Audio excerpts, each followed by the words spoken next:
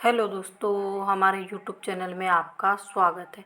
शिक्षा विभाग से जुड़ी हुई कोई भी जानकारी होती है तो हम आप तक सबसे पहले पहुंचाने का प्रयास करते हैं। जैसा कि ये कमेंट आया है, मैडम मैं दिसंबर में ओवर एज हो जाऊंगी। तो जितने भी अभ्यर्थी हैं, बहुत सारे अभ्यर्थियों का कमेंट आ रहा है कि वो दिसंबर में ओवर एज हो जाएंगे, या जो पुरुष या महिला अभ्यर्थी हैं सभी का यही मानना है कि वो ओवर एज हो जाएंगे। तो क्या वो चयन परीक्षा दे पाएंगे? ये केवल एक अभ्यर्थी का कमेंट मत देखिए, ये बहुत सारे इस प्रकार के अभ्यर्थी हो सकते हैं।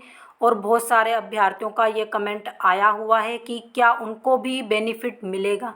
तो सबसे पहले जानिए ये मतलब क्यों ऐसा हो रहा है।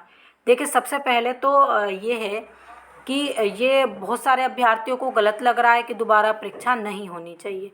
तो ये हम भी मानते हैं नहीं होना चाहिए। पहले एक वैकेंसी को पूर्ण करना चाहिए, फिर दूसरी वैकेंसी आना चाहिए। लेकिन यहाँ पर हमारे हाथ में कुछ भी नहीं है, जो है सब विभाग के हाथ में है। यानी जैसे कुछ लोग बोलते हैं ना, हमारे हाथ में कुछ नहीं है, सब ऊपर वाले के हाथ में है। तो वो आप यही फार्मूला उन पर लागू कर दीजिए। अब सबसे बड़ी बात है कि ये भर्ती क्यों करवाई जा रही है। तो देखिए, यहाँ पर सबसे पहले जो आपकी 2023 का एग्ज़ाम हुआ, उसमें करीब 2000 अभ्यर्थी ऐसे थे जो भर्ती प्रक्रिया से बाहर कर दिए गए, क्योंकि वो उस समय ओवर एज हो चुके थे। तो उन्होंने हाई कोर्ट में याचिका लगाई। हाई कोर्ट चूँकि इस पर पहले ही फैसला दे चुका है कि कोरोना काल के कारण जो पहली वैकेंसी आएगी, यानी कोरोना काल के कारण अभ्यर्थियों को 3 वर्ष की छूट दी जाए, चाहे वो SC ST या किसी भी कैटेगरी का हो या फिर जर्नल का हो। तो यहाँ पर सभी को 3 वर्ष की छूट दी जाए, क्योंकि बहुत सारी वैकेंसी हैं वो कोरोना काल की वजह से नहीं आ पाई, तो जिसमें अभ्यर्थी ओवर एज हुए।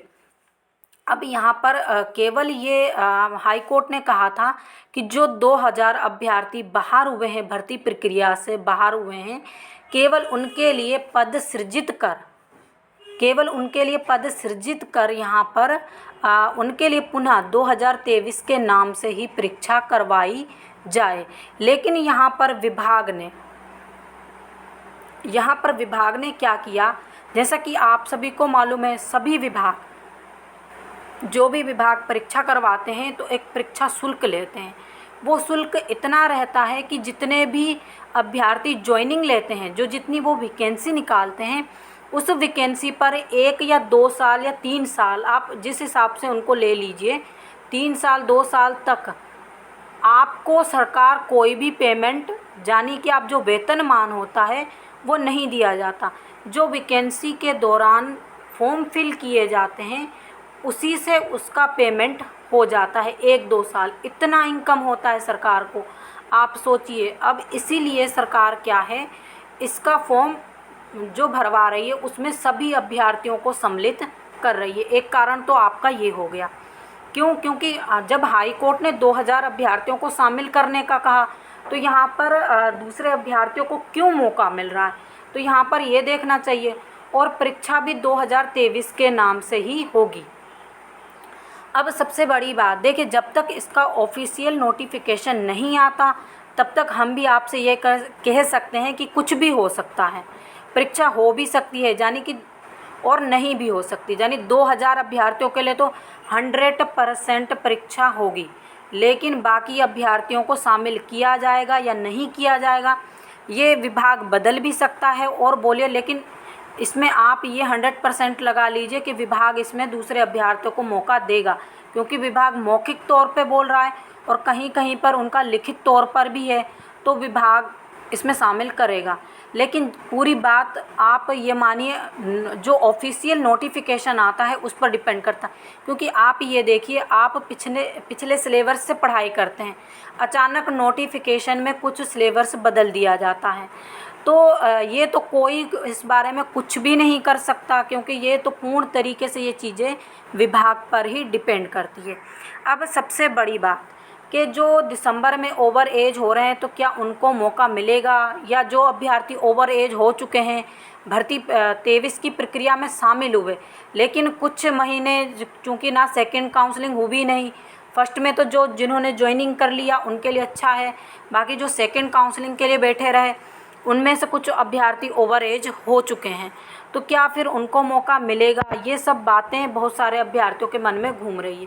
अब सबसे बड़ी बात देखिए, हाई कोर्ट ने क्या आदेश दिया था कि जितने भी अभ्यर्थी हैं कोरोना काल के कारण जो भी पहली परीक्षा होगी, यानी चाहे वो वर्ग 1, 2, पुलिस, आबकारी, जेल प्रहरी, जितने भी समस्त विभागों की परीक्षा होगी, उसमें जो पहली परीक्षा होगी यानी कोरोना के बाद जो पहली परीक्षा होगी उसमें अभ्यर्थियों को 3 साल का एक बार के लिए बेनिफिट दिया जाएगा, यानी 3 साल का एज रिलैक्सेशन दिया जाएगा।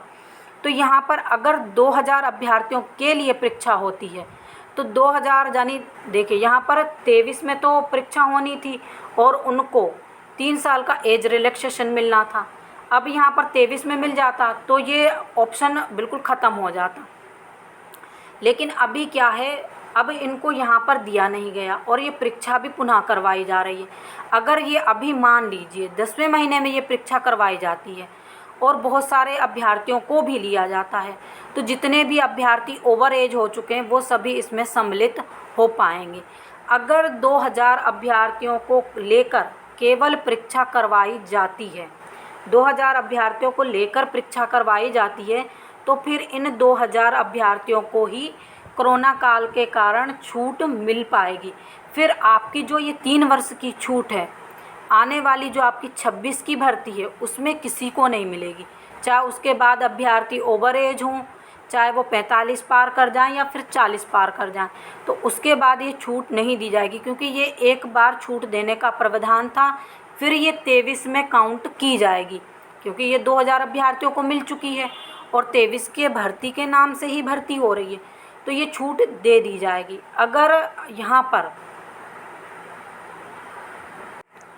अब यहाँ पर चूँकि यहाँ पर 23 की भर्ती के नाम से परीक्षा हो रही है और 23 वाले अभ्यर्थियों को छूट मिल भी चुकी है, क्योंकि 2000 अभ्यर्थी उस समय बाहर हो रहे थे, 2000 अभ्यर्थियों को उसका लाभ भी मिल चुका है, परीक्षा भी हो चुकी।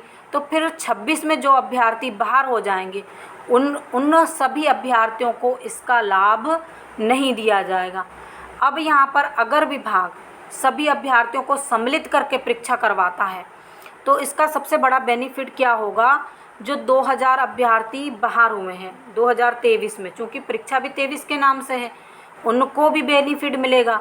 और जो अभी जो अभ्यर्थी बाहर होते हैं, जैसे कुछ आप ये लगा लीजिए 500 अभ्यर्थी अभी बाहर हो रहे हैं और सभी अभ्यर्थियों को मिलाकर मौका मिल रहा है, तो ये 500 भी इसी में सम्मिलित हो जाएंगे। अगर मान लीजिए विभाग केवल 2000 अभ्यर्थियों को लेकर परीक्षा करवाता है और ये 26 तक ये 500 अभ्यर्थी बाहर हो रहे हैं, तो फिर 26 में इनको मौका नहीं मिलेगा। तो सबसे बड़ा बेनिफिट तो ओवर एज अभ्यर्थियों के लिए यही रहेगा। अब कुछ अभ्यर्थी हैं जो कम अंक लाकर परीक्षा से वैसे भी बाहर हो चुके हैं, केवल कुछ ही अभ्यर्थी अच्छे अंक लाकर मेरिट में हैं, तो जो कम अंक लाकर बाहर हुए हैं उनको दोबारा से मौका मिल जाएगा। तो यहाँ पर जितने भी ओवर एज हो रहे हैं अभ्यर्थी, जब तक आपका नोटिफिकेशन नहीं आता उन सभी को मौका मिलेगा, और प्लस जिनके कम नंबर आए हैं उनको भी मौका मिल जाएगा, क्योंकि सभी के फॉर्म डलेंगे। तो यहाँ पर ये ओवर एज अभ्यर्थियों के लिए अच्छी बात है, क्योंकि जब तक नोटिफिकेशन नहीं आता और क्लियर नहीं किया जा सकता है, क्योंकि सभी बातें नोटिफिकेशन में लिखी रहती हैं, तो तभी हम आपको क्लियर करके और भी अच्छे से बता पाएंगे। लेकिन ये 200% है, अगर जितने भी 23 के वेटिंग वाले अभ्यर्थी हैं उनका फॉर्म डलेगा, तो जो वेटिंग वाले अभ्यर्थी ओवर एज हो रहे हैं उन सभी को 3 साल, यानी कि कुछ अभ्यर्थी हैं जैसे 40 वर्ष एज है तो उनको 3 वर्ष का बेनिफिट मिलेगा, हो जाएंगे टोटल 43 वर्ष। और कुछ 45 वर्ष वाले अभ्यर्थी हैं तो उनको 3 वर्ष की छूट मिलेगी, तो हो जाएंगे यहाँ पर उनके 48 वर्ष।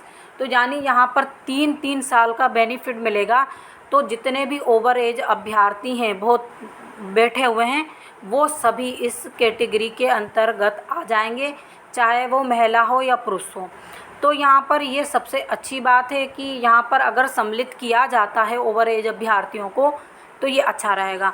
अब ये कुछ अभ्यर्थियों के लिए बुरी खबर भी हो सकती है, क्योंकि वो ऑलरेडी मेरिट में हैं, उनके अच्छे अंक भी आए हैं, तो वो चाहते हैं कि परीक्षा ना हो, लेकिन ये तो सब चीज़ें विभाग के हाथ में हैं। अब विभाग से किसी ने नहीं बोला था कि आप 2000 अभ्यर्थियों के लिए एग्ज़ाम ना करवा कर सभी अभ्यर्थियों के लिए करवाएं।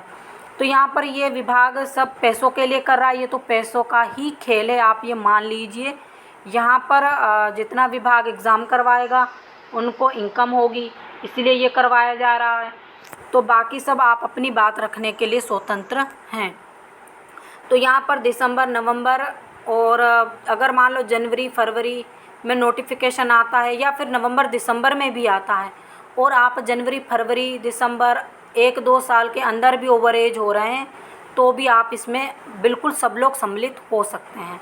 तो ये अब नोटिफिकेशन पर डिपेंड करता है, नोटिफिकेशन कब जारी किया जाएगा। Thank you.